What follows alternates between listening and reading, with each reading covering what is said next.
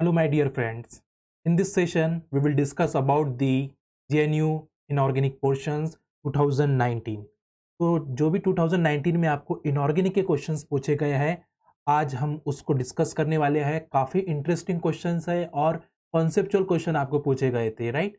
तो one by one हम उसको डिस्कस करेंगे और देखेंगे कि इसमें कैसे कॉन्सेप्ट आपको अप्लाई करना चाहिए था और किस वे से इस क्वेश्चन को आपको सॉल्व करना चाहिए था।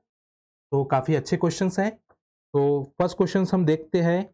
तो फर्स्ट क्वेश्चन आपको पूछा है इनऑर्गेनिक के अंदर, in oxyhaemoglobin the iron centre is the best describe as. तो पहले हम हेमोग्लोबिन को समझ लेते हैं। तो हेमोग्लोबिन्स है ये ऑक्सीजन ट्रांसपोर्ट के लिए काम आता है। तो जो ऑक्सी हेमोग्लोबिन की अगर हम बात कर रहे हैं तो पहले हम सबसे पहले स्ट्रक्चर ऑफ द हेमोग्लोबिन को समझ लेते हैं। What is the correct structure of the haemoglobin, right. So this hemoglobin that containing hem unit, that means porphyrin ring। तो यहाँ पे हेमोग्लोबिन्स के अंदर कौन सी रिंग होती है? Porphyrin ring. तो फोर्थ कोऑर्डिनेट साइड में आपके पोरफायरिन रिंग्स होंगी and fifth coordinate side of the imidazole.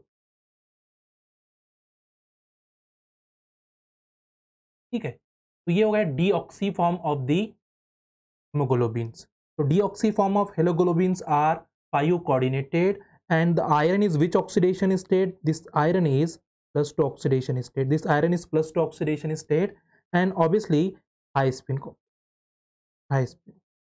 If you observe this structure is just like, if you observe this structure is just like square pyramidal, right? Because pyramid form कर रहा है तो ये आपका structure कैसा है? Square pyramid. क्या करेगा? ऑक्सीजन कोऑर्डिनेट करेगा, बाद में ऑक्सीजन जैसे कोऑर्डिनेट हो रहे हैं तो ऑक्सीजन कहाँ पे कोऑर्डिनेट कर रहा है? 6 कोऑर्डिनेट साइट्स पे और आपको मिल रहा है oxy haemoglobin and the form oxy haemoglobin. अब ऑक्सीजन कैसे कोऑर्डिनेट करेगा वो इंपॉर्टेंट है कि डीऑक्सी फॉर्म में स्क्वायर पिरामिडल था और ऑक्सी फॉर्म में इसकी ज्योमेट्री चेंज हो जा रही है, इसकी कन्फर्मेशन चेंज हो रही है। तो हमें वो देखना है कि किस टाइप से आपकी कन्फर्मेशन चेंज हो रही है। तो ऑक्सीजन कोऑर्डिनेट हुआ और ऑक्सीजन कैसे कोऑर्डिनेट होगा? बेंड फॉर्म में, not a linear form, right. और ये आपकी क्या है? पोरफायरिन। तो coordination number 5 is converted into the coordination number 6। यहाँ पे आप क्या देख रहे हो? कोऑर्डिनेशन नंबर 5 काय में कन्वर्ट हो गया? कोऑर्डिनेशन नंबर 6 के अंदर square pyramidal structure is converted into the octahedral. Square pyramidal काय के अंदर कन्वर्ट हो चुका है?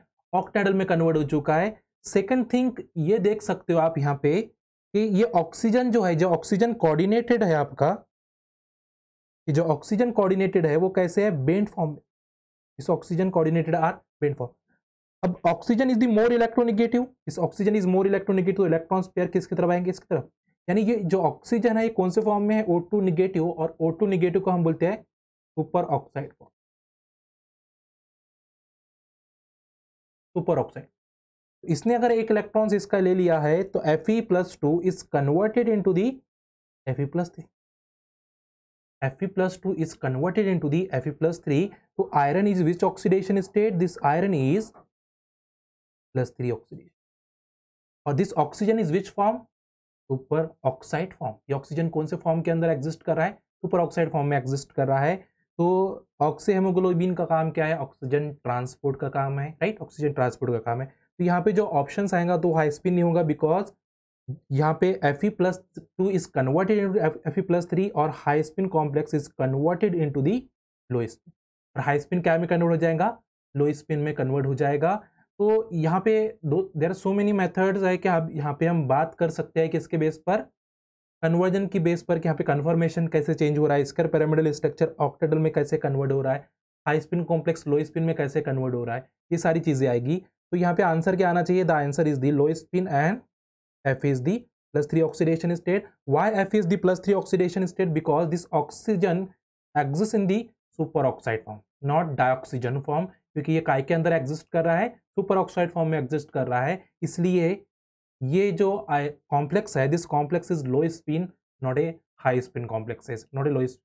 तो यहाँ पे आपका आंसर आ जाएगा थर्ड वन। तो ये एक थिंक है जिससे आप सोच सकते हो कि डीऑक्सी फॉर्म के अंदर वो पिरामिडल है और हाई स्पिन कॉम्प्लेक्सेस जैसा है, बट वो जैसे ही ऑक्टेडल में जा रहा है, Fe+3 में जा रहा है, तो वो लो स्पिन हो जा रहा है। ठीक है, तो ये चीज़ें आपको थोड़ी सी समझना होगा।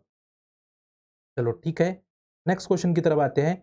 नेक्स्ट क्वेश्चन भी काफ़ी इंटरेस्टिंग है। क्या पूछा गया है आपको यहाँ पे? नेक्स्ट क्वेश्चन में पूछा है metal olefin interreactions and extent of increase in metal olefin pi back donation. तो यहाँ पे बैक डोनेशन की बात हो रही है। अगर आपने जीस सॉल्ट का नाम सुना होगा, प्लेटिनम Cl3 A2H4 नेगेटिव जीस सॉल्ट। तो यहाँ पे हम इसको कंसीडर करके चलते हैं कि यहाँ पे क्या बोला है, मेटल ओलिफिन की बात हो रही है। तो प्लेटिनम्स अटैच टू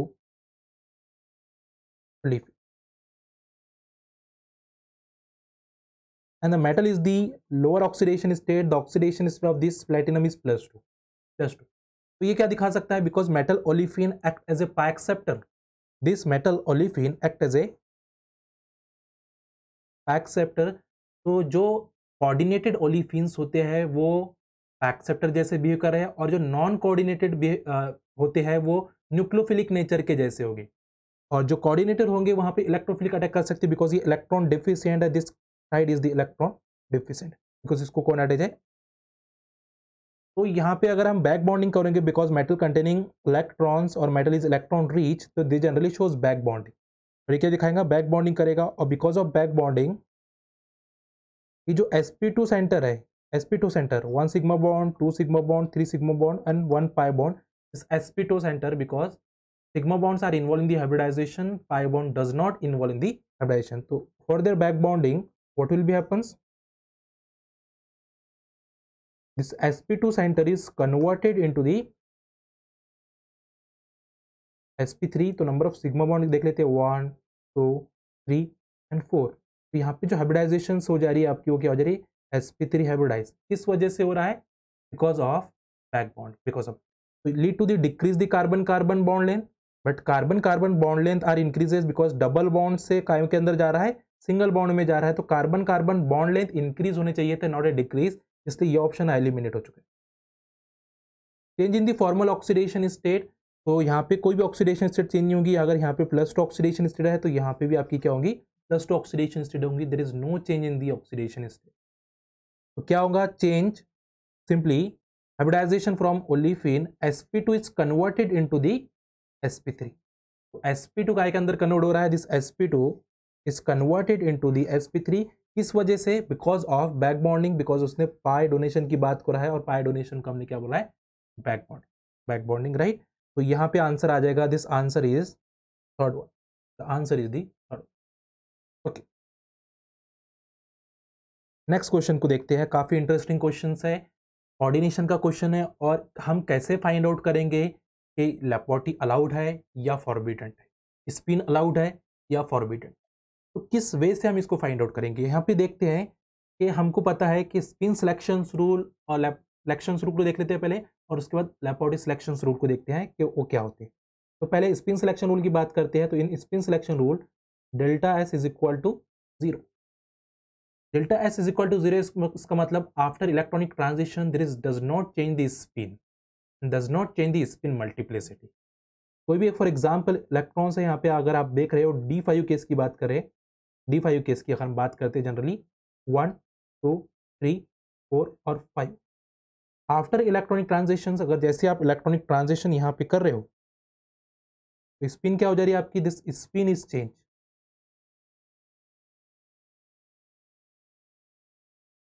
तो यहाँ पे अगर इसका हम टोटल स्पिन क्वांटम नंबर निकालते हैं, टोटल स्पिन क्वांटम नंबर की बात करेंगे, तो ये हो जाता 5/2, हाफ हाफ हाफ, यानी कितने आपके पास 5 इलेक्ट्रॉन्स है, तो उसका टोटल कितने हो रहा है 5/2। यहाँ पे देखोगे ये एक इलेक्ट्रॉन्स है, सेकंड अनपेड इलेक्ट्रॉन्स है, थर्ड अनपेड इलेक्ट्रॉन्स है, तो यहाँ पे 3 अनपेड इलेक्ट्रॉन्स है, और ये तो पेड वाले तो कैंसिल हो जाएंगे। इसका मतलब यहाँ पे आपकी आ रही है total spin quantum number values आ रही है 3/2, यानी यहाँ पे स्पिन चेंज हो चुकी है। अगर आपका ये चेंज हो चुका है, तो ऑब्वियसली आपकी स्पिन मल्टीप्लिसिटी भी चेंज होगी। इसकी स्पिन मल्टीप्लिसिटी क्या होती है 2s+1, तो 2 इंटू एस कितना है आपका 5/2 + 1, तो ये हो जाएंगे आपके 6। इसकी स्पिन मल्टीप्लिसिटी कितनी आ रही है 6। इसकी निकालते हैं 2 इंटू 3/2 + 1, दिस 2 2 आर कैंसिल, ये हो रहा है 4, एक 4 हो रहा है, 6 हो रहा है। इसका मतलब यहाँ पे क्या हो जा रहा है, spin multiplicity is change, spin off electrons is change, right. जहाँ पे स्पिन ऑफ इलेक्ट्रॉन चेंज होता है वो स्पिन फॉरबिडेंट होंगे, यानी delta S not is equal to 0, यानी ये फॉरबिडेंट हो रहे हैं। फॉर एग्जाम्पल्स D1 केस लेते हैं। D1 केस आपको दिया है, इलेक्ट्रॉनिक ट्रांजिशंस किया आपने, एक इलेक्ट्रॉन वहां पे कहाँ पे चले गया, T2G का कन्वर्ट हुआ है EG के अंदर चले चुका है, जा चुका है आपका इलेक्ट्रॉन। ओके, यहाँ पे देखते हैं टोटल स्पिन क्वांटम नंबर आपकी कितनी है +1/2, और यहाँ पे आप बात करोगे यहाँ पे भी कितना है +1/2, because there is no change in the spin, there is no change in spin. और अगर इसका total spin quantum number value +1/2 है तो स्पिन मल्टीप्लिसिटी कितनी आ जाएगी, इस 2 इंटू 1/2 + 1, तो ये भी आ रहा है आपका 2, और ये देखो इसका भी कितना आ रहा है, तो both are gives 2 spin multiplicity. इसका मतलब there is no change in the spin multiplicity, और स्पिन मल्टीप्लिसिटी चेंज नहीं हो रही आफ्टर इलेक्ट्रॉनिक ट्रांजिशन। इसका मतलब ये होगा डेल्टा इज इक्वल टू 0, और ये अलाउड हो चुका है। इसको हम बोलते हैं अलाउडेड, और इसको हम बोलेंगे फॉरबिडन। यानी after electronic transitions spin never be invert, spin invert नहीं होनी चाहिए, स्पिन मल्टीप्लिसिटी चेंज नहीं होनी चाहिए। इसी को हमने बोलते हैं delta S is equal to और स्पिन अलाउड। तो स्पिन अलाउड की मीनिंग आपको समझ आ गए। अब लैपोर्टी की बात करते हैं। लैपोर्टी में क्या होता है, पैरिटी नेवर बी चेंज, ठीक है। पैरिटी जो है आपकी, जैसे फॉर एग्जांपल्स जिरेट एंड अनजिरेट, तो यहाँ पे जो ट्रांजिशन होना चाहिए पैरिटी मस्ट बी चेंज, यानी जिरेट टू जिरेट ट्रांजिशन हो रहा है आपका, या अनजिरेट टू अनजिरेट ट्रांजिशन हो रहा है, तो ये फॉरबिडेंट होगा, फॉरबिडेंट हो। बट जिरेट टू अनजिरेट ट्रांजिशन हो रहा है या अनजिरेट टू जिरेट ट्रांजिशन हो रहा है, तो ये ट्रांजिशन क्या हो गया आपके अलाउड हो। This transition is allowed transition. तो हमको पता है कि जो एस ऑर्बिटल्स होते हैं वो जिरेट होते हैं, जो पी ऑर्बिटल्स वाले होते हैं वो अनजिरेट होते हैं, डी ऑर्बिटल जो होते हैं वो जिरेट होते हैं, और एफ ऑर्बिटल जो होंगे वो अनजिरेट होंगे। इसलिए जो इलेक्ट्रॉन्स आपका जाएगा, इलेक्ट्रॉन्स एस से पी में जा सकता है, पी से डी में जा सकता है, डी से एफ में जा सकता है, ये अलाउड हो गए। मगर डायरेक्टली आप एस से डी में डालोगे तो फॉरबिडन होगा, पी से एफ में डालोगे तो फॉरबिडन होगा। इसलिए gerade to ungerade is allowed, ungerade to gerade is allowed, gerade to ungerade is allowed, because directly आपका ट्रांजिशन नहीं हो सकता। तो ये कंडीशन है कि parity must be change in the Laporte's. तो अब यहाँ पे हम देख लेते हैं कि nickel is which oxidation state, nickel is +2 oxidation state. Coordination number कितना है 6। If coordination number are 6, this is the octahedral, और octahedral is split into the 2 energy levels which T2G, और octahedral is split into the 2 energy level T2G and H. So nickel is +2 oxidation state, this one is 3D 8, 3D8। Electrons को आप fill करोगे, electrons को आप fill कर रहे हो 1 2 3 4 5 6 7, ठीक है। इसका अगर हम निकालेंगे टोटल स्पिन क्वांटम नंबर की अगर बात करते हैं, डेल्टा MS, ये plus minus are cancel, plus minus cancel, plus minus cancel, तो 2 अनपेड इलेक्ट्रॉन्स है, 2 अनपेड इलेक्ट्रॉन्स के +1/2 +1/2 is 1। Total spin quantum number हमारे पास 1 निकल चुकी है। स्पिन मल्टीप्लिसिटी क्या आएंगी 2s+1, एस का हम निकाल लिया कि एस कितना है आपके पास 1 है, तो पुट कर देते हैं 2 इंटू 1 + 1 इज, इसकी स्पिन मल्टीप्लिसिटी कितनी आ रही है अभी 3 आ रही है, राइट। इसकी स्पिन मल्टीप्लिसिटी 3 आ रही है। इलेक्ट्रॉनिक ट्रांजिशन करेंगे, for their electronic transitions what will be happen. For example मैंने इलेक्ट्रॉनिक ट्रांजिशन यहाँ पे किया है, इलेक्ट्रॉनिक ट्रांजिशन किया है और आपको इस टाइप से मिल रहा है। फॉर देयर इलेक्ट्रॉनिक ट्रांजिशन 1 2 3 4 5, और एक इलेक्ट्रॉन यहाँ पे चल गया, राइट। तो यहाँ पे कितने अनपेड इलेक्ट्रॉन्स आ गए, ये तो पेयर है, ये तो पेयर है, ये भी पेयर है, और 2 अनपेड इलेक्ट्रॉन्स है, और 2 अनपेड इलेक्ट्रॉन्स का स्पिन क्वांटम नंबर कितना आ चुका है 1। स्पिन मल्टीप्लिसिटी कितनी आ जाएगी, मल्टीप्लिसिटी अगर s इज इक्वल टू 1 है तो मल्टीप्लिसिटी कितनी आ जाएगी 3, यानी there is no change in the spin multiplicity. इसका मतलब यहाँ पे ये ट्रांजिशन कौन सा होगा, अलाउड ट्रांजिशन होगा। यहाँ पे delta S is equal to क्या हो जाएगा, 0 हो जाएगा। Delta S is equal to 0, that means this transition is the spin allowed transition, that transition is the spin allowed transition. कितना अच्छा है, कितना ईजी है समझने के लिए, ठीक है। अब जो डी ऑर्बिटल होते हैं, डी ऑर्बिटल वो जी जिरेट होते हैं। अगर यहाँ पे आप देख रहे हो, अगर यहाँ पे आप समझने की कोशिश कर रहे हो, जो डी है, दिस डी आर जिरेट। T2G भी है, T2G और EG। ट्रांजिशन कहां से कहा हो रहा है, G2G हो रहा है। और G2G ट्रांजिशंस क्या होंगे, फॉरबिडेंट होंगे, because parity never be change. ठीक है, पैरिटी क्या हो रही है आपकी, चेंज होनी चाहिए। G2G is forbidden, U2U is forbidden, G2U is allowed और U2G इज अलाउड। तो ये G2G जा रहा है, यानी जिरेट टू जिरेट जा रहा है, डी से डी में ट्रांजिशन हो रहा है, इसलिए all D transitions are Laporte forbidden but spin allowed. All D transitions are spin allowed but Laporte forbidden. इसका मीनिंग ये हो रहा है कि यहाँ पे हम बोल सकते हैं कि ये लैपोटी फॉरबिडेंट है और स्पिन अलाउड है, क्योंकि यहाँ से स्पिन मल्टीप्लिसिटी चेंज नहीं हो रही है, स्पिन इन्वर्ट नहीं हो रहा है, यानी जैसे के वैसे जा रहा है। तो स्पिन इन्वर्ट नहीं हो रहा, इसका मीनिंग है कि स्पिन मल्टीप्लिसिटी चेंज नहीं हो रही है। तो स्पिन मल्टीप्लिसिटी चेंज नहीं होगी तो स्पिन अलाउड होगा, और पैरिटी चेंज होगी तो लैपोटी अलाउड होगा। बट यहाँ पे पैरिटी चेंज नहीं हो रही है, जी से जी में जा रहा है, T2G से EG में जा रहा है। इसका मतलब ये हुआ है कि यहाँ पे लैपोटी फॉरबिडेंट है but spin allowed. That's why correct option आपको मिल चुका है। The first option is the correct, this first option is the correct option. Okay, next one देखते हैं। According to the valence shells electrons pair repulsion theory, आपको क्या find out करना है, व्हाट इज द शेप। और शेप क्या होते हैं वो समझ लीजिए पहले, क्योंकि हमें शेप और ज्योमेट्री में कंफ्यूजन हो जाता है। शेप होते हैं विदाउट लोन पेयर, यानी ओनली बॉन्ड्स पेयर। शेप होते हैं ओनली बॉन्ड्स पेयर, और ज्योमेट्री होती है lone pair plus bond pair. Geometry होती है लोन पेयर। तो यहाँ पे सिर्फ आपको क्या देखना पड़ेगा, ओनली बॉन्ड्स पेयर। तो यहाँ पे देखते हैं SnCl2 carbon, sorry this is carbon family, carbon family का एलिमेंट्स है। तो that containing how many valence electrons, 4 valence electrons. Number of chlorine, number of surrounding chlorine is 2, यहाँ पे 2 लिख सकते हो। And next 2 electrons act as a lone pair. If you observe number of sigma bond कितने होंगे, 1 और 2। Hybridization क्या होती है, sigma bond plus lone pair is the hybridization. तो 2 बॉन्ड्स पेयर 1 लोन पेयर, तो टोटल इलेक्ट्रॉन्स पेयर इज 3। और electrons pair अगर 3 है तो हाइब्रिडाइजेशन आ जाएंगे sp2।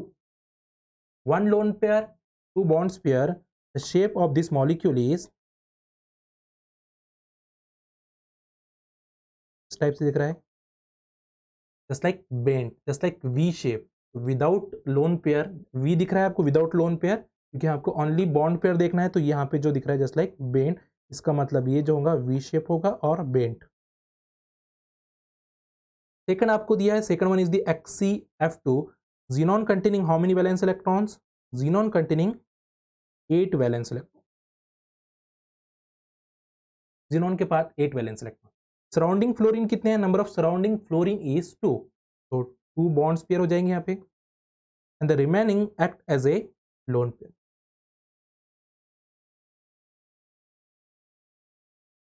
तो remaining act as a lone pair. तो number of sigma bonds is 2 and number of lone pair is 3, तो total number of electrons pair is 5। 5 electrons pair के लिए हाइब्रिडाइजेशन क्या हो जाएंगे, sp3 डी हाइब्रिडाइज। और if hybridization is sp3d, geometry is tbp, geometry is tbp, यहाँ पे आप tbp अरेंज कर सकते हो x। जब भी tbp आएंगी तो यहाँ पे बेंट रूल एप्लीकेबल होगा, यानी बेंट रूल बोलता है कि lone pair always exist in the equatorial position and more electronegative group in axial positions. Without lone pair आपको ये कैसे दिख रहा है, बोथ फ्लोरीन इज 180 डिग्री, इसका मतलब लीनियर, इसका शेप क्या हो जाएगा लीनियर, बट ज्योमेट्री इसकी टीबीपी आएगी। ओके, क्लियर हो चुका है। इस टाइप से आपको ध्यान में रखना है। NH3 की बात करते हैं। NH3 nitrogen containing how many valence electrons, nitrogen containing 5 valence electrons, 3 sigma bonds and one lone pair. So 3 sigma bonds and one lone pair, hybridization is sp3, but shape of this molecule is pyramidal shape. Pyramidal shape because one lone pair 3 bond pair आपको pyramid जैसे दिखेगा, right, pyramid. और last one आपका दिया है, this one is the BRF3, right. तो BRF3 को हम कैसे निकालेंगे देख लीजिए, यहाँ पे लिखते हैं. तो boron containing how many valence electrons? This boron containing 7 valence electron, 1 2 3 4 5 6 और 7. सराउंडिंग फ्लोरीन कितने हैं? Number of surrounding fluorine is 3, तो 3 सराउंडिंग फ्लोरीन आपको मिल रहे हैं. And the remaining act as a lone pair. तो number of sigma bond is 3 and number of lone pair is 2. तो इसमें total number of electrons pair is 5 electrons pair. और 5 electrons pair के लिए हाइब्रिडाइजेशन क्या होती है? sp3d. जब भी हाइब्रिडाइजेशन sp3d होंगी, ज्योमेट्री आपको कैसे देखेंगे? Just like TBQ. यहाँ पे आप ब्रोमीन रख सकते हो. Loan pair is always exist in the equatorial position. तो यहाँ पे आप फ्लोरीन आ जाएगा, यहाँ पे फ्लोरीन आ जाएगा, यहाँ पे फ्लोरीन आ जाएगा. विदाउट लोन पेयर आपको शेप कैसे दिख रहा है? लोन पेयर को हटा दो तो आपको टी जैसे बना हुआ दिख रहा है, जस्ट लाइक टी. तो इसका शेप कौन सा हो जाएगा? T shape. This one is the T shape. तो आंसर आ जाएगा V shape, linear, pyramidal and T shape respectively. That's why the answer is the fourth one. That's why the answer is the fourth. काफ़ी easy है और काफ़ी interesting है. ऐसा नहीं है कि आपको कुछ भी पूछ लिया. काफ़ी अच्छे क्वेश्चंस पूछे गए हैं, काफ़ी इंटरेस्टिंग क्वेश्चन पूछे गए हैं, कंसेप्चुअल क्वेश्चन आपको पूछे. ठीक है. तो अब यहाँ पे क्या दिया गया है? The considering following reactions. ये 2 रिएक्शंस आपको दिए है, first and second. Choose the correct set of product. The above reaction is the hard and soft acid base. तो यहाँ पे hard and soft acid base principle के हिसाब से आपको ध्यान में रखना है. तो मैं प्रिंसिपल समझा देता हूँ कि स्ट्रॉन्ग इंटरेक्शन किसके अंदर होगा. पहले मैं ये बता देता हूँ कि स्ट्रॉन्ग इंटरेक्शंस आपको किस में हो सकता है. स्ट्रॉन्ग इंटरेक्शंस अगर आपका हार्ड एसिड है एंड हार्ड बेस है तो इसमें स्ट्रॉन्ग इंटरेक्शन हो सकता है. या फिर सॉफ्ट एसिड है एंड सॉफ्ट बेस है तो इसमें स्ट्रॉन्ग इंटरेक्शंस होगा, यानी इसमें आपका जो अडक्ट फॉर्मेशन होगा. तो क्या फॉर्मेशन हो जाएगा? अडक्ट. ठीक है. और वीक इंटरेक्शन की अगर बात करेंगे तो एक हार्ड एसिड होगा और एक हार्ड एसिड के साथ स्ट्रॉन्ग बेस हो जा रहा है. ठीक है. तो ये थोड़ा सा हम समझ लेते हैं. वीक इंटरेक्शन कहाँ पे होगा? यानी आपने क्या कर लिया है? एक हार्ड एसिड के साथ सॉफ्ट बेस कर दिया है, या फिर सॉफ्ट एसिड के साथ हार्ड बेस कर दिया है. यहाँ पे जो इंटरेक्शंस होगा वो वीक इंटरेक्शंस होगा और यहाँ पे जनरली सब्स्टिट्यूशन रिएक्शंस हो जाएंगी. जहाँ पे हार्ड एंड सॉफ्ट आ जाता है, दोनों में एक हार्ड है और एक सॉफ्ट है, एसिड हार्ड है, बेस सॉफ्ट है, तो वहाँ पे substitution reactions is more prefer than the adduct formation. और जहाँ पे हार्ड हार्ड कंसेप्ट है, सॉफ्ट सॉफ्ट एसिड वाला कंसेप्ट है, वहाँ पे अडक्ट फॉर्मेशन. तो देख लेते हैं. कॉपर जो होते हैं, copper is soft, copper is soft और sulphur also soft, sulphur also soft. तो ये क्या जनरली क्या कर सकते हैं? तो कॉपर सल्फेट फॉर्मेशन रिएक्शंस कर सकते हैं. हाइड्रोजन है H2S बना सकते हैं, राइट. तो यहाँ पे क्या हो सकता है? यहाँ पे कॉपर सल्फेट हो जाएगा और यहाँ पे H2S फॉर्म हो सकता है. तो बोथ आर सॉफ्ट. ये भी कॉपर सल्फेट भी फॉर्मेशन हो रहा है, H2S आपका गैस बाहर निकल. यहाँ पे देख लीजिए BF3 is the hard acid because यहाँ पे मोर बैक बॉन्डिंग हो रही है, तो ये हार्ड एसिड हो चुका है. तो हम इसको समझाने के लिए यहाँ पे लिखता हूँ, ये आपका BF3 है और ये हार्ड एसिड है.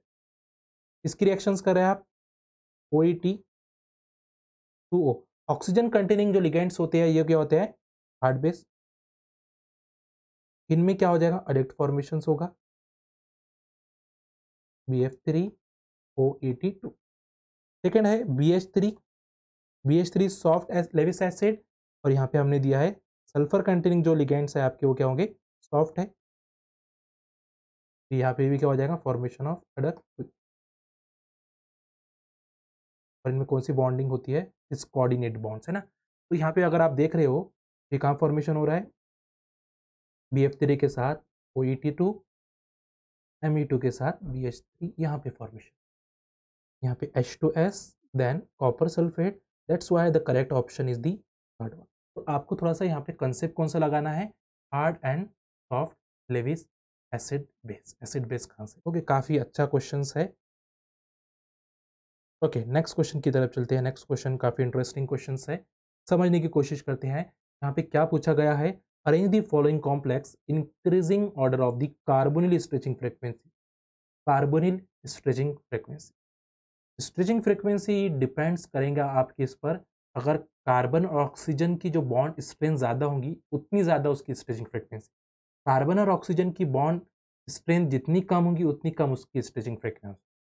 तो एक कंसेप्ट आता है back bonding, if back bonding increases carbon stretching frequencies decreases. तो थोड़ा समझने की कोशिश करते हैं। एक मेटल है और उसको अटैच है carbon monoxide, if this metal is the electron rich, this carbon monoxide that containing pi anti-bonding orbitals। तो ये अगर इलेक्ट्रॉन रिच है, this one is electron rich, it generally shows back bonding. और back bonding करेगा तो ये क्या convert हो जाएगा, इसकी बॉन्ड स्ट्रेंथ डिक्रीज हो जाएंगी, कार्बोनिल की जो बॉन्ड स्ट्रेंथ है वो डिक्रीज होगी। अगर कार्बन की बॉन्ड स्ट्रेंथ डिक्रीज है तो उसकी फ्रीक्वेंसी भी क्या होगी, डिक्रीज हो जाएगी, उसकी फ्रीक्वेंसी भी आपकी डिक्रीज हो। मगर if metal is electron deficient, अगर यहाँ पे नेगेटिव चार्ज दिया इसका मतलब रीच हो चुका है। If metal is electron deficient, electron क्या है, डेफिशिएंट है, देयर इज नो इलेक्ट्रॉन्स और less electrons are present in the metals, they does not show back bonding और वेरी वीक बैक बॉन्डिंग। तो यहाँ पे जो बॉन्ड स्ट्रेंथ होगी वो ज़्यादा होगी, अगर बॉन्ड स्ट्रेंथ ज़्यादा है इसका मतलब कार्बन स्ट्रेचिंग फ्रीक्वेंसी भी ज़्यादा है। तो मेटल क्या होना चाहिए, इलेक्ट्रॉन डेफिशिएंट होना चाहिए, ठीक है। तो मैं समझाने की कोशिश करता हूँ। यहाँ पे दिया है मोलिब्डेनियम CO/3 PF3, you know that PF3 act as a pi acceptor,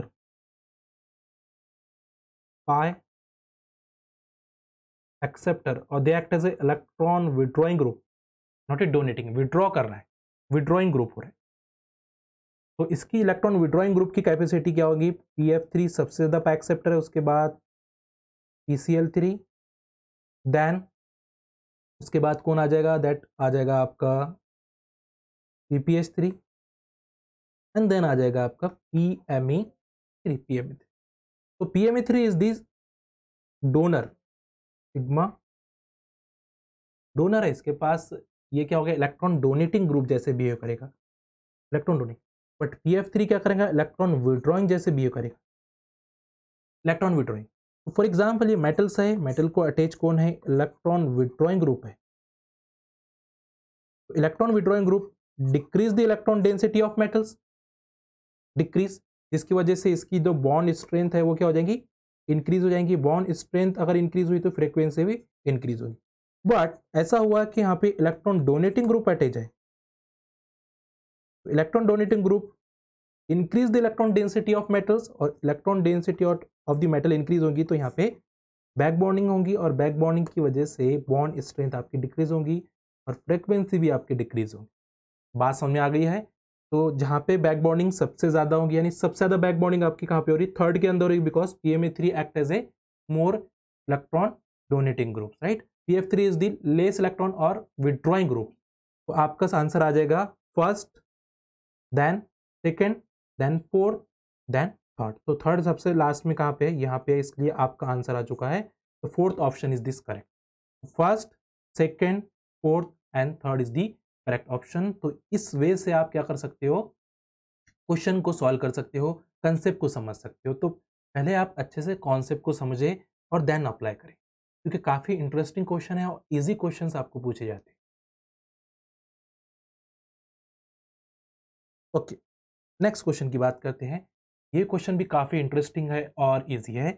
the visible spectra of the salt of following complex are measure in aqueous solutions, among this complex which would be exhibit absorption spectrum with the highest Emax value।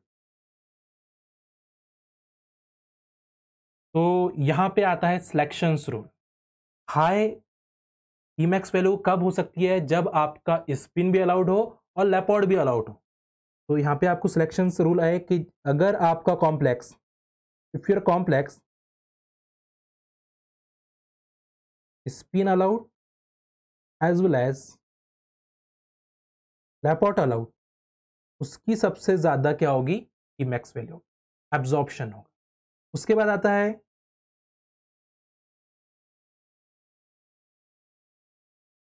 Spin allowed, leopard forbidden,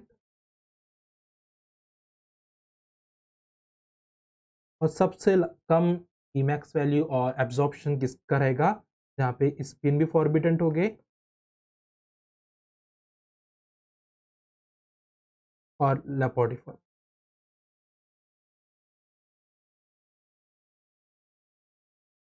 तो समझ चुके आप।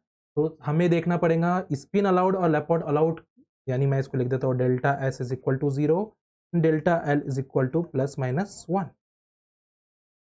यहाँ पे क्या है? Delta S is equal to 0 but delta L not is equal to +-1।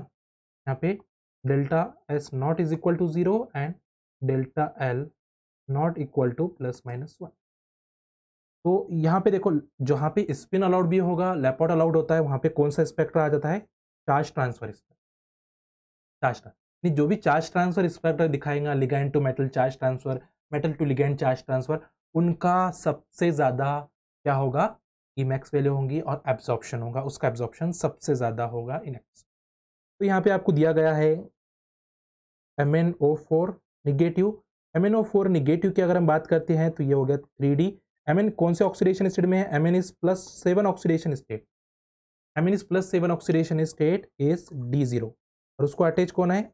Oxygen. Oxygen oxygen that containing non bonding electrons, और metal is electron deficient. यहाँ पे क्या हो जाएगा? लिगैंड मेटल को इलेक्ट्रॉन्स देगा और इसको बोलेंगे हम ligand to metal charge transfer. और ligand to metal charge transfer आपके स्पिन अलाउड भी होते हैं और लेपोर्टी अलाउड भी होती है, लेपोर्टी अलाउड भी होते हैं। तो इसमें सबसे मैक्सिमम एब्जॉर्प्शन होगा, मैक्सिमम एब्जॉर्प्शन होगा।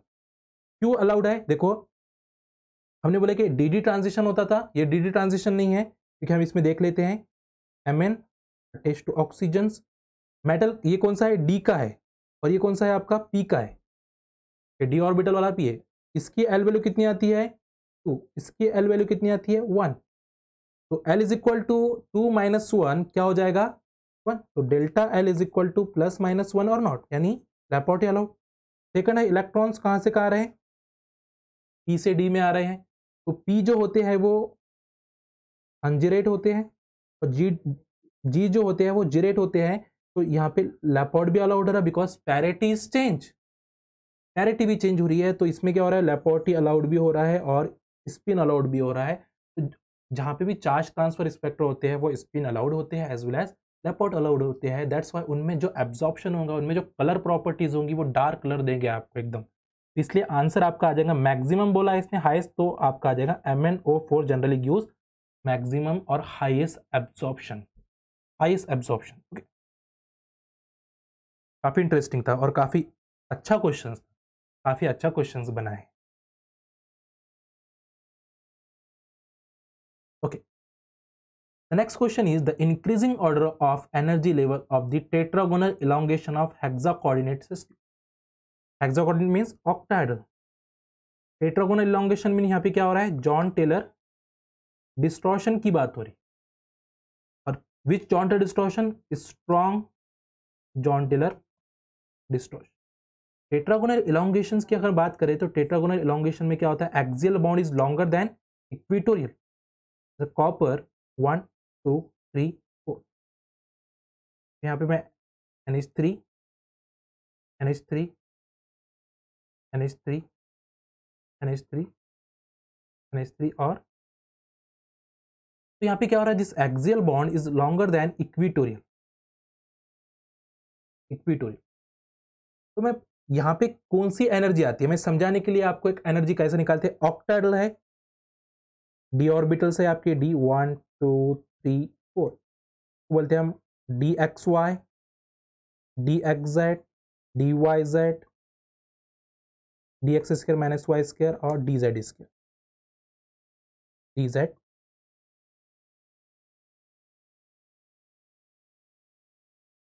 Octahedral are split into the two energy levels, octahedral split होंगे टू एनर्जी लेवल्स में, इसको बोलते हैं हम T2G और T3, because ligands are approach in the along the axis, और अलोंग द एक्सिस में कौन होते हैं, ईजी ऑर्बिटल्स होते हैं, इसलिए वो हाईएस्ट एनर्जी में चलाएंगे और ये लोवेस्ट एनर्जी में जाएगा। तो ये हो गया आपके DXY, DXZ, DYZ, then DX² minus Y² and DZ। जब भी जॉइंट डिस्टॉर्शन होता है, फॉर एग्जांपल मैं D9 केस ले रहा हूं, तो 1 2 3 4 5 6 7 8 9 फिल करते हैं, 1 2 3 4 5 6 7 8 9। जब भी ईजी अनसिमेट्रिकल होता है तो यहाँ पे जॉइंटुलर डिस्टॉर्शन होगा, और जब भी जॉइंटुलर डिस्टॉर्शन होता है तो रिमूवल ऑफ डीजेनरेसी होती है, रिमूवल ऑफ डीजेनरेसी, यानी जो भी डीजेनरेट ऑर्बिटल्स है, जैसे T2G आपके डीजेनरेट फॉर्म में, EG डीजेनरेट फॉर्म में है, जब भी जॉइंटुलर डिस्टॉर्शन होगा रिमूवल ऑफ डीजेनरेसी, रिमूव हो जाएंगी, उसकी डीजेनरेसी रिमूव हो जाएगी, and this two energy level is converted into the four energy level, two energy level काय में कन्वर्ट हो जाएंगे, फोर एनर्जी लेवल्स में।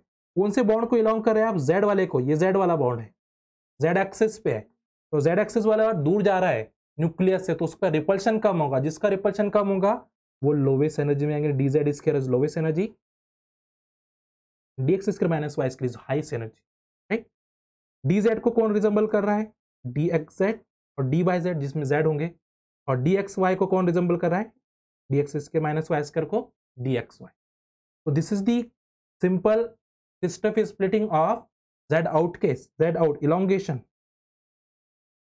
तो एनर्जी ऑर्डर कैसे आ जाएगी, सबसे हाईएस्ट एनर्जी में कौन होगा, द हाईएस्ट एनर्जी में रहेगा आपका DX² माइनस Y², उसके बाद DZ², उसके बाद DXY, और उसके बाद DXZ एंड DYZ। इलेक्ट्रॉन से फिल करते हैं 1 2 3 4 5 6 7 8 और 9। तो सारी चीज़ें हमने समझ लिए D9 केस को समझ के, कि ये इसकी जो एनर्जी आएंगी सबसे हाईएस्ट में आएगा DX² माइनस Y², उसके बाद DZ², उसके बाद DXY, जो सबसे लास्ट में आएगा DXZ एंड DYZ, और that simply called as the Z out, और also called as the tetragonal elongation, tetragonal elongation. काफी इंटरेस्टिंग था, that's why this option is the correct option. Okay, yes, very good. पैरेलिटी, पैरेलिटी किस पर depend करेगी, एक छोटी सी ट्रिक्स बताता हूँ, सिंपल ट्रिक्स बताऊंगा, वही याद रखना है और हर जगह अप्लाई करना है। तो जहां पे भी सिग्मा प्लेन पोजेस करेंगे, कोई भी हो सकता है, sigma vertical plane, sigma horizontal plane and vertical dihedral plane, चाहे वो हॉरिजेंटल हो सकते हैं, चाहे वो वर्टिकल हो सकते हैं, चाहे वो डायहेड्रल हो सकते हैं, जहां पे भी सिग्मा प्लेन पोजेस करेगा वो ऑप्टिकली इनएक्टिव होंगे, और जो ऑप्टिकली इनएक्टिव होता है वो अकायरल हो जाएगा, ऑप्टिकली इनएक्टिव इज अकायरल। जहां पे भी सिग्मा प्लेन पोजेस नहीं करेंगे, सिग्मा प्लेन पोजेस नहीं करेंगे, इसका मतलब वो क्या होंगे, ऑप्टिकली एक्टिव, और जो ऑप्टिकली एक्टिव होते हैं वो कायरल हो जाएंगे, ऑप्टिकली एक्टिव होते हैं वो कायरल हो जाएंगे। तो इसको समझने के लिए हम बहुत अच्छे एग्जाम्पल्स, तो एक एग्जाम्पल ले लेते हैं यहाँ पे, एग्जाम्पल्स हमें कि आपको अगर, मैंने क्या बोला कि जहाँ पे भी सिग्मा प्लेन पोजेस करेगा वो अकायरल होंगे, और जहाँ पे सिग्मा प्लेन आपका पोजेस नहीं करेगा वो आपके कायरल हो जाएंगे। तो मैं यार एग्जाम्पल बताता हूँ आपको, रोदिनियम इथिलीन डायमंड बाय 3, तो this is the chelating ligands, ethylene diamond is the bidentate ligands, और बाइडेंटेड लिगेंड्स है तो यह चिलेटिंग लिगेंड्स है, राइट। और कोऑर्डिनेशन नंबर कितना हो चुका है, द कोऑर्डिनेशन नंबर इज 6। तो यहाँ ये दिख रहा है आपको चिलेटिंग लिगेंड्स है, ऑक्टेडल कॉम्प्लेक्स है। मैं यहाँ से अगर प्लेन पास करता हूँ तो पॉसिबल है क्या, यहाँ अगर मैंने प्लेन पास किया तो there is no equivalent, no mirror image, यहाँ पे आपके अमाइन है और यहाँ पे अमाइन जाएंगे, तो यहाँ पे कोई भी आप प्लेन पजेस नहीं कर सकते हैं, क्योंकि ये आपकी एक रिंग यहाँ पे है तो एक रिंग यहाँ पे है, देन एक रिंग ऐसी है, इसमें कभी भी आपका सिग्मा प्लेन पजेस कर ही नहीं सकता है। अगर यहाँ से आपने प्लेन पास किया है तो ये इधर जाएगा, ये इधर जाएगा, तो यहाँ पे कोई भी सिग्मा प्लेन पजेस नहीं कर सकता है, तो यहाँ पे आपको sigma plane possess, sigma plane possess नहीं करेगा, इसका मतलब ये क्या हो चुके हैं आपके स्कायरल, ठीक है। Chromium EDTA, EDTA is the hexadentate ligands, EDTA is hexadentate, यही इसका ही, बट इसमें क्या रहेगा, कोऑर्डिनेट रहेगा, ये इसके साथ कोऑर्डिनेट होगा, ये इसके साथ कोऑर्डिनेट होगा, ये इसके साथ कोऑर्डिनेट होगा, तो हेक्साडेंटेड लिगेंड है। EDTA का अगर स्ट्रक्चर हम बनाते हैं तो this is the structure of EDTA. EDTA is the unsymmetrical ligands or hexadentate ligand, hexadentate ligand। अगर यहाँ पे कोई क्रोमियम है, क्रोमियम है और क्रोमियम कोऑर्डिनेट कर रहा है इसके साथ, एक bond, 2 bonds, 3 bond and 4 bond, तो यहाँ पे कोई प्लेन पजेस कर ही नहीं सकता है, क्योंकि ये जो लिगेंड्स है आपके, this ligands is very sterically crowded और अनसिमेट्रिकल लिगेंड्स, और अनसिमेट्रिकल लिगेंड होने की वजह से in this case the absence of the sigma plane, जहाँ पे absence ऑफ सिग्मा प्लेन होंगे वो ऑप्टिकली एक्टिव होगा और they also chiral. But platinum dien की बात करते हैं, 2 ethylene diamine, they also called as dien, और एक क्लोरीन आपको दिया है, तो मैं सिंपली इसको अरेंज करता हूँ। डाइन कैसे हो गए, 2 ethylene diamine, that also called as the डाइन, डाइथली डायमाइन नहीं हो, EN simply called as the ethylene diamine, और इसमें क्या होते हैं, 2 इथिलीन डायमाइन होंगे तो उसको बोलेंगे डाइन, ठीक है। तो इस टाइप से आपको इसका स्ट्रक्चर दिखेगा, nitrogens attach to NH2 H2 NH2, तो that simply called as dien. यहाँ पे प्लेटिनम होगा 1 2 और एक साइड में कौन है, क्लोरीन, तो इसको हम बोलेंगे डाइन, बिकॉज यहाँ पे जो यूनिट है, द नंबर ऑफ यूनिट अगर आप देख रहे हो, एक इथिलीन डायमंड्स, 2 इथिलीन डायमंड, यहाँ पे 3 हो चुका है, इसलिए हम 2 याद कर सकते हैं, ये 3 हो चुके हैं, हम इसको 2 करें, तो ये एक इथिलीन डायमंड हो चुका है और ये सेकंड इथिलीन डायमंड हो चुका है, बट ये एक दूसरे से कोऑर्डिनेट हो गए, इसलिए इसको डाइन बोल रहे हैं, राइट, डाइन। तो मैं थोड़ा सा समझाने के लिए उसको इस टाइप से रखता हूँ, जिससे आपके कॉन्सेप्ट क्लियर हो जाए, जिससे आपका कॉन्सेप्ट क्लियर हो, तो मैं थोड़ा सा समझाने के लिए इस टाइप से उसको अरेंज करते हैं।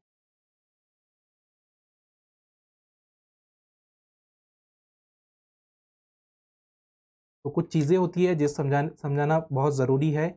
ये आपका क्लोरीन है,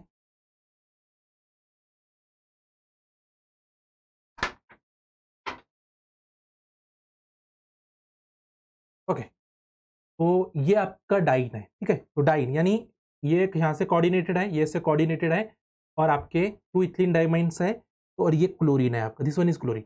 बट यहाँ पे अगर हम सिग्मा प्लेन पजेस करेंगे, यहाँ से अगर आप सिग्मा प्लेन पास कर रहे हो, this equivalent to each other, यहाँ से अगर आप सिग्मा प्लेन पजेस कर रहे हो, तो ये एक दूसरे को क्या कर रहा है, मिरर कर रहा है, एक बार मिरर कर रहा है, और एक दूसरे को अगर ये मिरर करेंगे, इसका मतलब यहाँ पे क्या पजेस करेगा, sigma plane, sigma plane possess करेगा, तो ये कायरल होगा, कायरल,